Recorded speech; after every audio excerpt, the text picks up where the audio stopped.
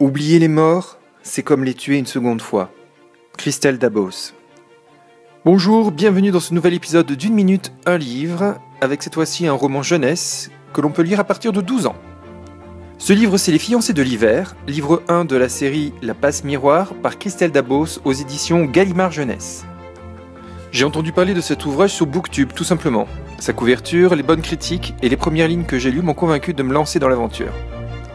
L'action de ce livre se situe dans un monde morcelé en différents continents. Sur chacun d'entre eux vivent des gens qui ont tous un lien de parenté plus ou moins éloigné. L'héroïne de cette histoire est Ophélie. C'est une jeune fille gauche qui travaille dans un musée et qui a une écharpe comme animal de compagnie. Oui, une écharpe. Elle a 2 pouvoirs. C'est une passe-miroir, ce qui signifie qu'elle peut voyager en se déplaçant de miroir en miroir. Elle peut également lire les objets et voir à qui ils ont appartenu. Le roman débute lorsqu'Ophélie doit rencontrer son futur mari, Thorn, l'intendant du pôle, et membre du puissant clan des dragons avec qui elle n'a rien en commun. Ce mariage arrangé est l'enjeu majeur du roman.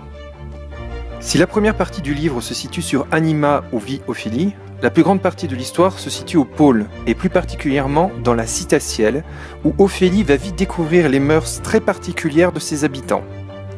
À ce moment-là, Ophélie va vivre un véritable calvaire à la fois moral et physique. Au milieu des complots, des jeux de pouvoir, la vie même d'Ophélie va être menacée. Sa tante sera d'un maigre secours et sa belle-sœur va se faire un plaisir de la torturer.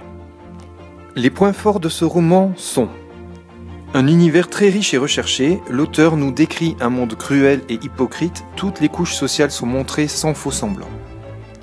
Des personnages hauts en couleur. Des personnages principaux aux secondaires, ils sont tous remarquablement décrits et mis en scène. Ils ont tous un grain de folie qui les rend soit très sympathiques, soit carrément terrifiants. La langue. D'un classicisme absolu, Christelle Dabos renoue avec les traditions des contes. On y retrouve un vocabulaire précis et riche, en parfait accord avec le monde décrit. Ma cote d'amour pour ce roman, c'est Princesse Sarah. Si vous aimez les longues histoires avec des héroïnes courageuses face à l'adversité, où la cruauté des hommes et une atmosphère travaillée remplacent les péripéties échevelées, ce livre est pour vous. Achetez-le. Voilà, j'espère que cette vidéo vous aura plu. N'hésitez pas à me dire en commentaire ce que vous en avez pensé et surtout ce que vous avez pensé du livre si vous l'avez lu. En attendant, je vous souhaite de belles histoires et rendez-vous vendredi prochain. N'hésitez pas à poucer bleu ou à répandre la bonne parole autour de vous, ça fait toujours plaisir. Ciao!